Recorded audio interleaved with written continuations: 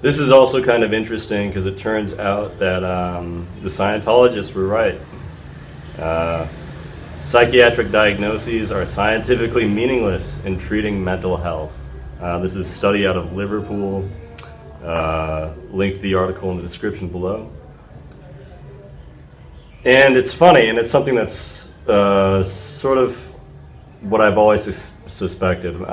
Personally, I've been diagnosed with depression, but nothing apart from that. And I've heard that that's a very, very common diagnosis. In fact, I think one reason I was given that was there was a lot of pressure to try SSRIs, those antidepressant drugs.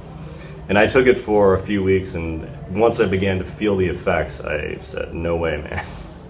I'm not going to be high on this all the time. I see it as something really bad. But that's really what this study gets at. Mental health is not the same as, you find someone with diabetes, or you find someone with, I don't know, they have a hernia or something. It's not like that. And so everyone benefits differently from different mental health practices. And I remember when I was younger being a bit frustrated in my studies of social work and so on, and how everything was just, pretty blatantly promoting Carl Rogers and this feel-good, unconditional positive regard, A Course in Miracles type stuff. There's only love and fear, etc. Really, conditions have to change in order for people to change at all. In order to cure depression, you have to change the environment. You have to challenge the person. I firmly believe that you have to go through a lot of pain if you want to let go of certain psychological problems and hang-ups, and that it's important to feel that pain. And finding shortcuts is just wrong. Again, it's like exercise. If you do not go out and run or move your body, then it really hurts the first few times that you do it.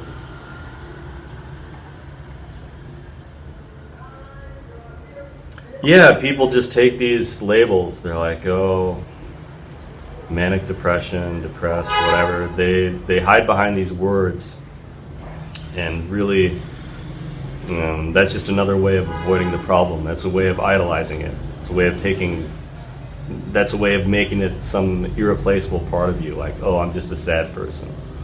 Oh, I've just always been jealous. Oh, I've just always been angry. No. We get stuck in these illusions of time, man. Psychiatric diagnoses are scientifically meaningless. It kind of reminds me of The Beautiful Ones. Have you heard of The Beautiful Ones? It refers to an experiment where they made this city for rats, and they gave the rats everything they could possibly want. It was total abundance. The rats didn't have to do nothing. They could just do whatever they want. They could breed and eat and just touch the buzzer. They have everything. And it got to the point where the rats were just not even interested in interacting with each other anymore, right? They would just sit there grooming themselves. The men, instead of chasing after, or the males, instead of chasing the females, they would just sit there grooming themselves and trying to look beautiful. And that's where we get the term beautiful ones, which is also that great Prince song. There, you see how the environment, the conditions completely altered the rats, and it eventually led to their decay and collapse. It was like a miniature fall of the Roman Empire. Then there's this other experiment, which Jerry Cantrell of the rock band Alice in Chains did when he was a kid, the Jar of Flies, which they named their album after. One of their albums was Jar of Flies. And in one of them, they give the flies everything. They have total abundance. They have all their food, and they don't have to compete at all. And the other one, things are more scarce. But in the jar where things were more scarce, the flies lived longer. They survived.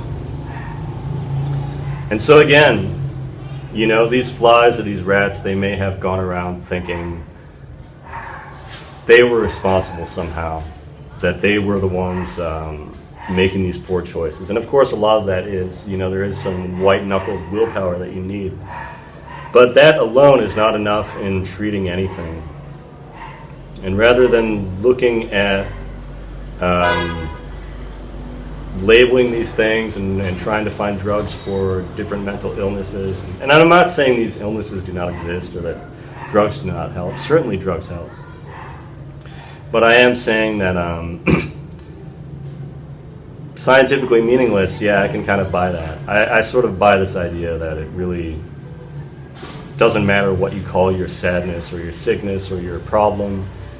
It only matters that you go through the sweat and the agony of facing it head on. Over and out.